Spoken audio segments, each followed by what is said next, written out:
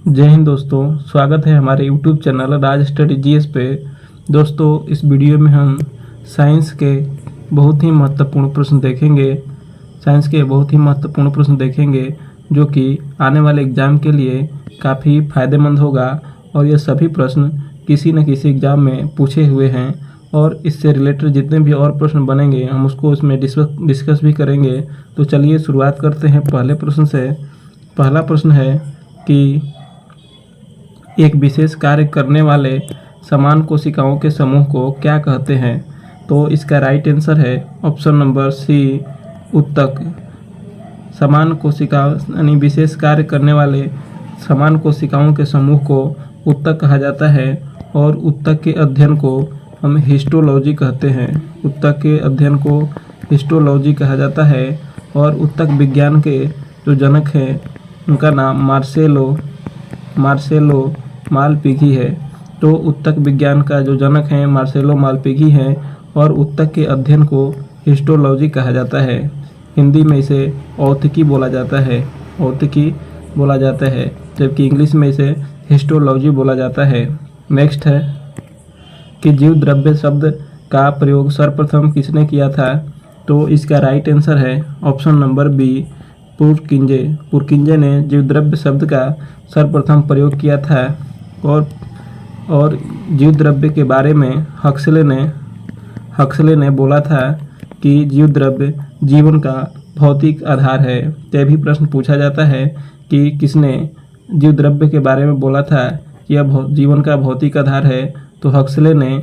और जीव द्रव्य शब्द का सर्वप्रथम प्रयोग पुरकिंजे के द्वारा किया गया था। नेक्स्ट है कि पादप कोशिकाओं का सबसे बाहरी आवरण क्या कहलाता है? तो इसका राइट आंसर है ऑप्शन नंबर बी, कोशिका भित्ति। पादप कोशिकाओं के सबसे बाहरी आवरण को कोशिका भित्ति कहा जाता है और यह केवल पादप कोशिकाओं में पाया जाता है। यह जंतु कोशिका में नहीं पाया जाता है। कोशिका भित्ति जो पादप में पाया जाता है वह सेल्यूलोज नामक पदार्थ से बना होता है। कोशिका के बारे में देखेंगे तो कोशिका के अध्ययन को साइटोलॉजी कहा जाता है और कोशिका की सर्वप्रथम खोज 1665 में रॉबर्ट हुक के द्वारा किया गया था। नेक्स्ट है कि पारिस्थितिकी तंत्र शब्दावली किसने प्रस्तुत की थी? तो इसका राइट आंसर है ऑप्शन नंबर डी, टेंसले ने पारिस्थितिकी तंत्र शब्दावली का प्रयोग सर्वप्रथम किया था। और पारिस्थितिकी तंत्र में हम जीवों और उनके वातावरण से संबंधों का अध्ययन करते हैं। जीवों और उनके वातावरण के संबंधों का अध्ययन करते हैं पारिस्थितिकी तंत्र में। और इस शब्दावली का सर्वप्रथम प्रस्तुत जो है टेंसले के द्वारा किया गया था। नेक्स्ट है कि ताप के सेल्सियस पैमाने पर परम शून्य ताप होता है। तो इसका राइट आंसर है option number D, -273 degree Celsius. ताप के सेल्सियस पैमाने पर परम शून्य का ताप होता है -273 डिग्री सेल्सियस। ताप को हम केल्विन से मापते हैं। और हमारे शरीर का सामान्य ताप सेल्सियस में 37 डिग्री सेल्सियस होता है, जबकि फ़ारेनहाइट में देखेंगे तो 98 फ़ारेनहाइट लगभग होता है। नेक्स्ट है कि जब प्रकाश की किरण विरल माध्यम से सघन माध्यम में जाती है तो वह उससे क्या प्रभाव पड़ता है? तो यह जब प्रकाश विरल माध्यम से सघन माध्यम में जाएगी तो अविलंब की ओर झुक जाएगी। तो इसका राइट आंसर हो जाएगा ऑप्शन नंबर बी, विरल माध्यम से सघन माध्यम में जाने पर प्रकाश अविलंब की ओर झुक जाती है। प्रकाश के बारे में हम देखेंगे तो प्रकाश अनुप्रस्थ तरंग होता है, जबकि ध्वनि अनुदैर्ध्य तरंग होता है। प्रकाश का वेग 3 × 10⁸ मीटर पर सेकेंड होता है। इस वेग का सबसे पहले पता रोमर के द्वारा लगाया गया था। प्रकाश के बारे में कुछ अन्य पॉइंट देखेंगे तो सूर्य का प्रकाश पृथ्वी तक आने में 8.16 सेकंड लगता है, जबकि चंद्रमा का प्रकाश पृथ्वी तक आने में 1.3 सेकंड लगता है। नेक्स्ट है कि मानव शरीर का कौन सा अंग पुनरुद्भवन को प्रदर्शित करता है। तो इसका राइट आंसर है ऑप्शन नंबर डी, यकृत। तो मानव शरीर का कौन सा अंग है जो पुनरुद्भवन को प्रदर्शित करता है। तो इसका राइट आंसर है यकृत। यकृत के कोशिकाओं की पुनरुद्भवन क्षमता जो होती है सबसे अधिक होती है, जबकि मस्तिष्क में सबसे कम होता है। नेक्स्ट देखेंगे कि कौन सी प्रक्रिया प्रकाश और ध्वनि दोनों में घटित नहीं होती है। तो इसका राइट आंसर है ऑप्शन नंबर सी, ध्रुवण। प्रकाश और ध्वनि दोनों में घटित नहीं होने वाली जो क्रिया है वह ध्रुवण होती है। यह प्रकाश में घटित होती है, जबकि ध्वनि में यह घटना नहीं होता है। नेक्स्ट देखेंगे कि मानव शरीर के कौन से अंग का प्रत्यारोपण नहीं किया जा सकता है। तो इसका राइट आंसर है ऑप्शन नंबर डी, मस्तिष्क। मस्तिष्क का प्रत्यारोपण नहीं किया जा सकता है, जबकि गुर्दा, हृदय, फेफड़ा का प्रत्यारोपण कर सकते हैं। नेक्स्ट है कि गर्भाशय में विकसित हो रहे भ्रूण को किस संरचना द्वारा पोषण मिलता है। तो इसका राइट आंसर है ऑप्शन नंबर सी, प्लेसेंटा द्वारा। गर्भाशय में विकसित हो रहे भ्रूण को किस संरचना द्वारा पोषण मिलता है। तो इसका राइट आंसर है प्लेसेंटा द्वारा। प्लेसेंटा द्वारा जो भ्रूण होता है उसको पोषक तत्वों की प्राप्ति होती है। नेक्स्ट है कि निम्नलिखित में से कौन सा हार्मोन बच्चे के जन्म के बाद दूध बनने की प्रक्रिया को उत्तेजित करता है।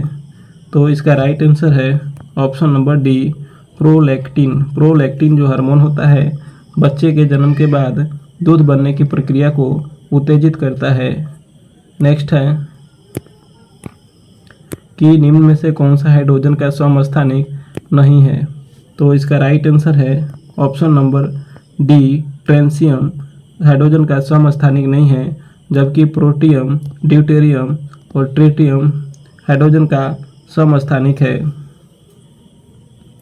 नेक्स्ट है कि आयनों से बने यौगिक का सामान्य नाम क्या होता है। तो इसका राइट आंसर है ऑप्शन नंबर ए, वैद्युत संयोजक। आयनों से बने यौगिक का सामान्य नाम वैद्युत संयोजक होता है। यदि हम सोडियम को Cl से मिलाएंगे, सोडियम प्लस को Cl माइनस से मिलाएंगे तो NaCl बनता है, जो कि इसमें वैद्युत सहसंयोजन बंधन होता है। नेक्स्ट है कि अम्ल और भस्म अभिक्रिया करके क्या बनाते हैं। तो इसका राइट आंसर है ऑप्शन नंबर बी, लवण। अम्ल और भस्म अभिक्रिया करके क्या बनाते हैं। तो इसका राइट आंसर है लवण। यानी यदि हम सोडियम को क्लोरीन से अभिक्रिया कराएंगे तो साधारण नमक NaCl सोडियम क्लोराइड बनेगा। नेक्स्ट है अम्ल तथा भस्म के परीक्षण के लिए किसका प्रयोग किया जाता है। तो इसका राइट आंसर है ऑप्शन नंबर ए, लिटमस पत्र। अम्ल तथा भस्म के परीक्षण के लिए किसका प्रयोग किया जाता है। तो इसका राइट आंसर है लिटमस पत्र। लिटमस पत्र जो होता है रोसेला नामक कवक से बनाया जाता है। रोसेला नामक कवक से लिटमस पेपर तैयार किया जाता है। नेक्स्ट है कि कार्बन मोनोऑक्साइड और नाइट्रोजन के गैसीय मिश्रण को क्या कहते हैं। तो इसका राइट आंसर है option number C, producer gas. Carbon monoxide यानी CO और नाइट्रोजन के गैसीय मिश्रण को प्रोड्यूसर गैस कहा जाता है। नेक्स्ट है कि निम्नलिखित नीचे दिए गए यौगिकों में से कौन सा एक प्राकृतिक गैस का मुख्य अव्यय है। तो इसका राइट आंसर है ऑप्शन नंबर डी, मीथेन। प्राकृतिक गैस का मुख्य अव्यय होता है मीथेन, जिसका फॉर्मूला CH4 होता है। मीथेन को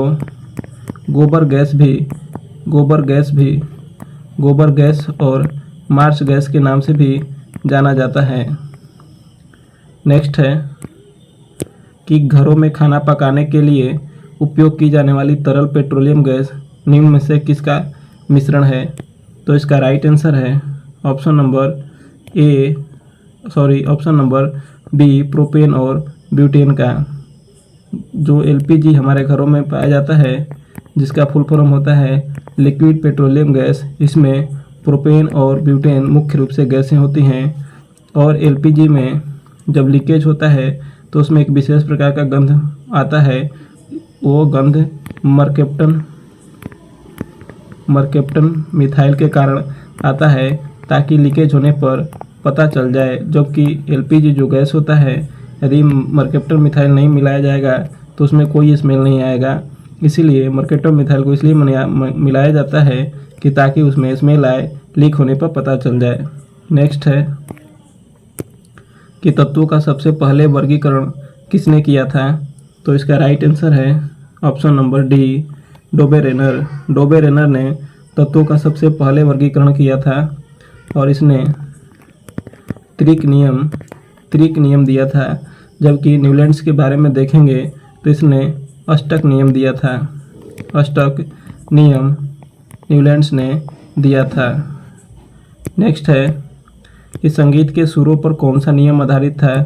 तो इसका राइट आंसर है ऑप्शन नंबर ए, अष्टक नियम संगीत के सुरों पर आधारित था और अष्टक नियम को न्यूफाउंडलैंड्स या न्यूलैंड्स ने दिया था। नेक्स्ट है कि अस्थायी चुंबक किस स्थिति में प्राप्त किया जा सकता है? तो इसका राइट आंसर है ऑप्शन नंबर डी, इस्पात को मिलाने से जो चुंबक बनता है वह अस्थायी चुंबक होता है। जबकि अस्थायी चुंबक